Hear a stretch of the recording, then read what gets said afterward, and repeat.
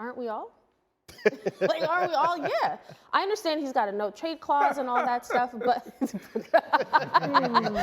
but in all seriousness, because Dak is coming into a season, he has been in the league longer than Joe Burrow, Josh Allen, Jalen Hurts, and we still have questions. I don't have questions. I think he's a very good quarterback, but in general, the real question with Dak is, can he be the guy? Can he be the guy to elevate his team in the big moments? We talk about this a lot, the big moments. So this season, a lot of high expectations for this team, especially in a down NFC conference. So I think there's a lot of questions surrounding that. And part of the reasons why that has not occurred has been the quarterback position. Now, I believe personally that Dak Prescott is going to be better this season. In 12 games last year, he threw 15 interceptions, threw 2 in the playoffs as well that really hurt this team and allowed San Francisco to capitalize, and that was a one-score game, right, that they lost to the San Francisco 49ers in the playoffs. So I think when it comes to Dak Prescott, ignore the noise, man. Just go out there, handle your business, and do what you have to do. And I said this yesterday, and everything else would take care of itself. Booger, you laughed when Kimberly said what she said because it is actually a truth thing. We all are always playing for our jobs. But, you know, there is also the reality of where Dak is contractually with Dallas and the decision they have to make. Trey Lance or no Trey Lance. So how do you see this playing out in Dallas for Dak? Well, I've been listening to all the talk all week since the Trey Lance conversation and so many different layers. Let's start with Dak. By all accounts, Dak Prescott has had one bad year. It was last year. I think that's the anomaly, not the norm. Dak Prescott has been a pretty consistent quarterback. Has he come up short in the postseason? I'll give you that. But Dak Prescott has ascended each and every year, except last year, which I said was the anomaly. That's number one. Number two, if you're the Dallas Cowboys and you're going to move away from Dak Prescott, where exactly are you going? Especially for a team that's ready to win now. Jerry Jones has already come out and said, we want to extend Dak. We all know the cap number next year is going to be $59 million, and that's not going to be doable for the Dallas Cowboys. So I do think the Dallas Cowboys want to continue with Dak Prescott. I do think they are going to extend him. Whether it happens during this season or after the season, to me, doesn't matter. Now, to the Trey Lance of it all, everybody's making a big deal about Jerry Jones going out trading a 4th-round pick for a developmental quarterback because that's all he is right now. I don't think anybody out there in their right mind is going to say that if Dak Prescott goes down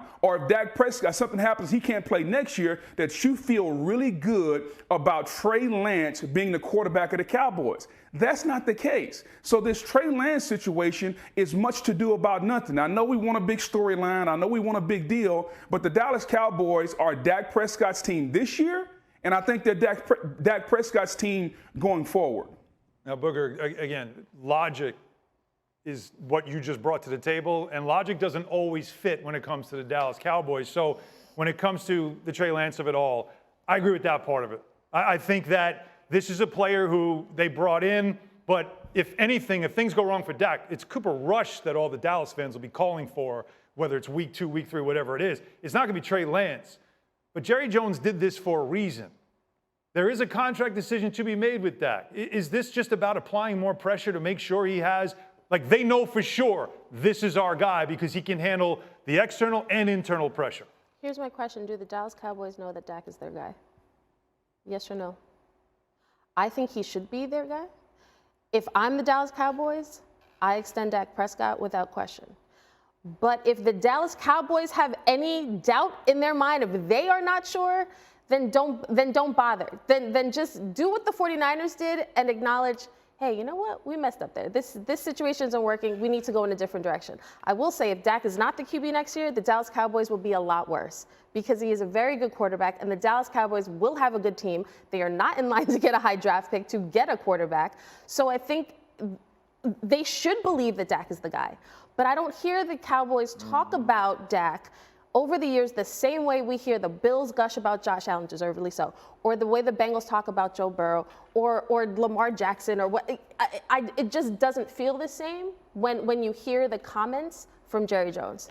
I think that's the biggest thing for me, especially when Booger touched on it. If you move on from Dak Prescott with a team that is able to contend, how is it going to look? Who else are you going to bring in? That's what I'm saying. Like, that's the part in this whole ordeal. We're talking about a team that won 12 games the 2 years in a row. Right? Even with his 15 and I agree with Book. Does Dak Prescott have to be better in the bigger moments? Yes, he does.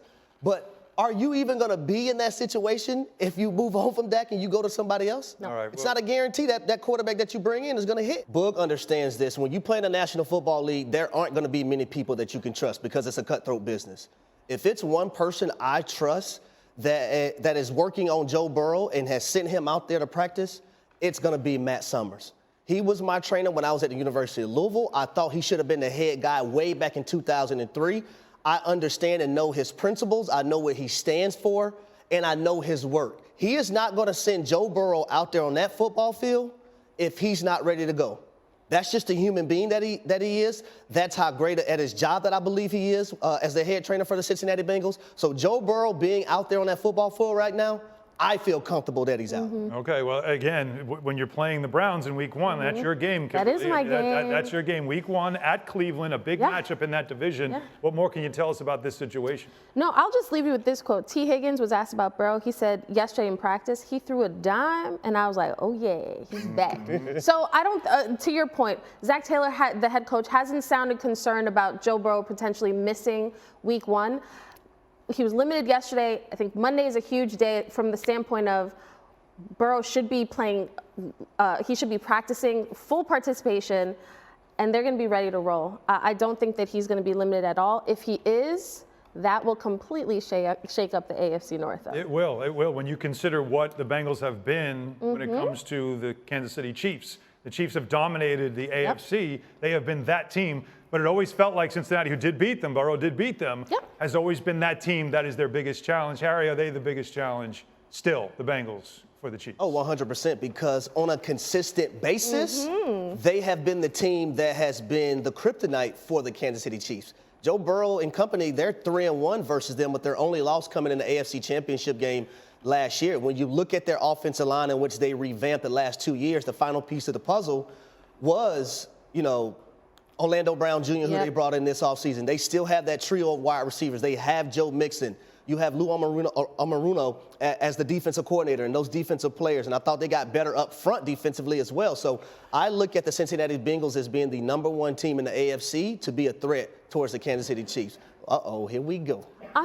Here we go. No, I'm just curious who we're going to get on this roller coaster. I'm just curious who Harry thinks will win the AFC North. I just curious. Oh, you're looking at notes. I'm just curious. We'll be talking about that, of course, coming up. But I mean, is it Cincinnati, though, still? It has to be right now, yeah. Because right now, heading into the season, because as somebody who covered the Bengals when they went to Arrowhead a couple years ago and made it to the Super Bowl, as somebody who was in Buffalo last year when Joe Burrow and the Bengals went to Buffalo and beat Josh Allen, Joe Burrow is the guy that has the best chance of beating Patrick Mahomes right now. So yeah, you got to say the Bengals at this moment. At this moment, right? Because she be starting because you both are mispronouncing Jets, of course, as the biggest threat. Jonathan Taylor said, "I want to get paid or get me out of here." Especially after Jim Irsay's comments that were pretty dismissive about Jonathan Taylor and running backs, period. I don't know, Alan, I really don't know how this ends, because keep in mind, Jonathan Taylor is on the physically unable to perform list, PUP, so that means he's out the first 4 games. But will he, at least the first 4 games, will he be back on the field healthy? Does he actually want to be in Indy? Will the Colts ultimately say, you know what, this situation is untenable, we want you, but he doesn't want to play for us, or he's not healthy still? It's better to get something for him. I don't know how this will end. I really don't. Does this feel like a point of no return where he will play for another team at some point, either this season or after it? Well, money talks, BS walks. Okay. I once thought Lamar Jackson wasn't going to go back to the Baltimore Ravens. Oh, you sure did. And they gave him his money. Yep. So money, patches a lot of things. But it bothers me hearing Chris Ballard sit up there and say it sucks for A, B, C, and D. And you and Jim Irsay are the 2 people that's not paying him. You guys could fix this. It sucks we won't pay him. But let me tell you why it bothers me, because when you draft a young, phenomenal guy like Anthony Richardson at the quarterback position, you would think you would want to kind of pair up Jonathan Taylor for the next 3 or 4 years with your rookie quarterback so they can grow together. Okay, excellent point, Harry, because listen to this. Think about all the young quarterbacks that have been in that situation. Dak Prescott in 2016 had Zeke. Russ, 2012, Marshawn Lynch. 2022, RG3 had Alfred Morris, Matt Ryan had Turner, Big Ben had Jerome Bettis. That is the key to success, guys. And if you're going to start a guy like Anthony Richardson, who we know needed time, why not make it easy for him? Strong running game. Hello. Because he can't say, actually, He didn't know what to say. He actually, we're making it way tougher on our rookie quarterback by not, because if you admit that as the GM, then you look crazy not paying Jonathan Taylor. Right. So he can admit it. But we all know how do you help young QBs who are developing? Strong defense, strong running game. This is not, there's empirical evidence that suggests this. And of all examples to use, is Andrew Luck Not really the greatest, because reference they've you been in wanna make? turmoil since he had to abruptly retire because they couldn't get him an O-line. But a guy like Jonathan Taylor, let me tell you, when you have a player with the athleticism like Anthony Richardson and you have a Jonathan Taylor, that's now going to force 8 and 9 defenders in the box. Now you get one-on-one on the outside, and now you see a clear picture If you're from not the quarterback paying your position. quarterback, pay someone else that can help your quarterback. Thank you for watching ESPN on YouTube. For live streaming sports and premium content, subscribe to ESPN+.